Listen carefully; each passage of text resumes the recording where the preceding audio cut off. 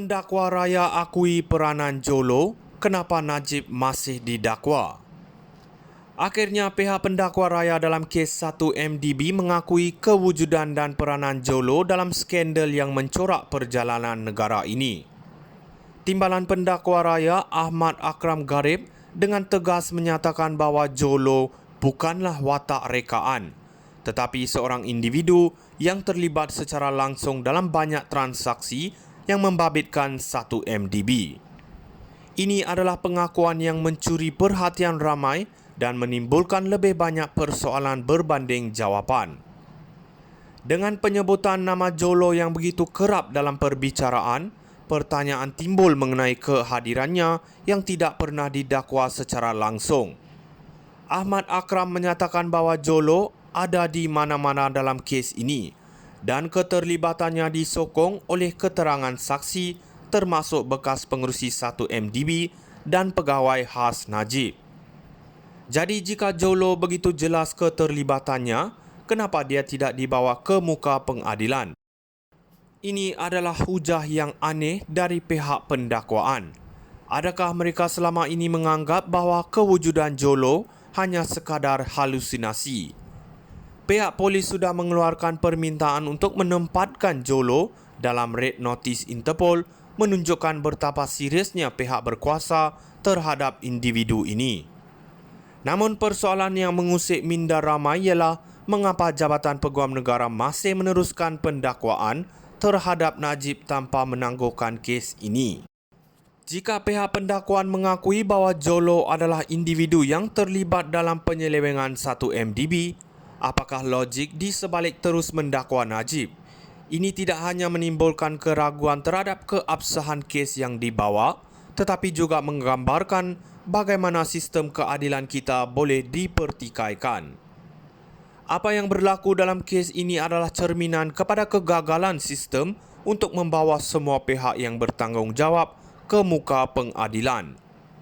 Kenapa hanya Najib yang menjadi sasaran sedangkan Jolo yang jelas berperanan dalam penyelewengan masih bebas? Jika pendakwaan tidak mengiktiraf peranan Jolo yang sebenarnya, maka ini adalah satu lagi contoh bagaimana keadilan boleh dipolitikkan dan dipermainkan. Kes ini bukan saja tentang individu yang didakwa tetapi juga tentang integriti sistem kehakiman Malaysia. Ketidakpastian mengenai siapa yang benar-benar bertanggungjawab menimbulkan keraguan tentang keadilan yang akan diberikan kepada semua pihak. Pendakwaan harus mengambil langkah tegas untuk memastikan semua individu yang terlibat, termasuk Jolo, diheret ke muka pengadilan bagi membuktikan kebenaran dan keadilan yang sebenarnya. Pendakwa raya akui peranan Jolo, kenapa Najib masih didakwa? Akhirnya pihak pendakwa raya dalam kes 1MDB mengakui kewujudan dan peranan Jolo dalam skandal yang mencorak perjalanan negara ini. Timbalan pendakwa raya Ahmad Akram Garib dengan tegas menyatakan bahawa Jolo bukanlah watak rekaan, tetapi seorang individu yang terlibat secara langsung dalam banyak transaksi yang membabitkan 1MDB. Ini adalah pengakuan yang mencuri perhatian ramai dan menimbulkan lebih banyak persoalan berbanding jawapan. Dengan penyebutan nama Jolo yang begitu kerap dalam perbicaraan, pertanyaan timbul mengenai kehadirannya yang tidak pernah didakwa secara langsung. Ahmad Akram menyatakan bahawa Jolo ada di mana-mana dalam kes ini dan keterlibatannya disokong oleh keterangan saksi termasuk bekas pengerusi 1MDB dan pegawai khas Najib. Jadi jika Jolo begitu jelas keterlibatannya, kenapa dia tidak dibawa ke muka pengadilan? Ini adalah hujah yang aneh dari pihak pendakwaan. Adakah mereka selama ini menganggap bahawa kewujudan Jolo hanya sekadar halusinasi? Pihak polis sudah mengeluarkan permintaan untuk menempatkan Jolo dalam red notice Interpol, menunjukkan betapa seriusnya pihak berkuasa terhadap individu ini. Namun persoalan yang mengusik minda ramai ialah mengapa Jabatan Peguam Negara masih meneruskan pendakwaan terhadap Najib tanpa menangguhkan kes ini. Jika pihak pendakwaan mengakui bahawa Jolo adalah individu yang terlibat dalam penyelewengan 1MDB, apakah logik di sebalik terus mendakwa Najib?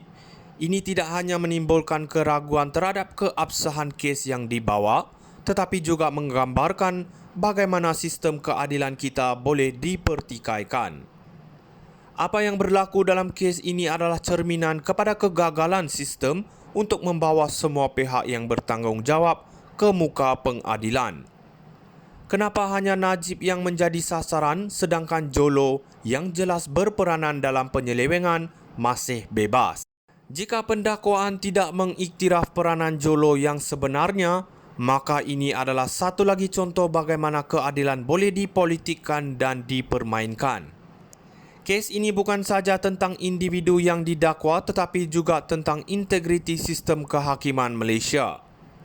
Ketidakpastian mengenai siapa yang benar-benar bertanggungjawab menimbulkan keraguan tentang keadilan yang akan diberikan kepada semua pihak. Pendakwaan harus mengambil langkah tegas untuk memastikan semua individu yang terlibat, termasuk Jolo, diheret ke muka pengadilan bagi membuktikan kebenaran dan keadilan yang sebenarnya. Pendakwa raya akui peranan Jolo, kenapa Najib masih didakwa?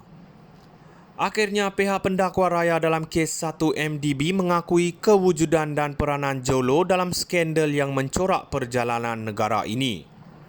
Timbalan pendakwa raya Ahmad Akram Garib dengan tegas menyatakan bahawa Jolo bukanlah watak rekaan, tetapi seorang individu yang terlibat secara langsung dalam banyak transaksi yang membabitkan 1MDB.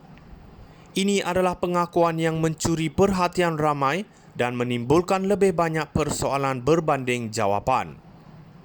Dengan penyebutan nama Jolo yang begitu kerap dalam perbicaraan, pertanyaan timbul mengenai kehadirannya yang tidak pernah didakwa secara langsung. Ahmad Akram menyatakan bahawa Jolo ada di mana-mana dalam kes ini dan keterlibatannya disokong oleh keterangan saksi termasuk bekas pengerusi 1MDB dan pegawai khas Najib. Jadi jika Jolo begitu jelas keterlibatannya, kenapa dia tidak dibawa ke muka pengadilan? Ini adalah hujah yang aneh dari pihak pendakwaan. Adakah mereka selama ini menganggap bahawa kewujudan Jolo hanya sekadar halusinasi? Pihak polis sudah mengeluarkan permintaan untuk menempat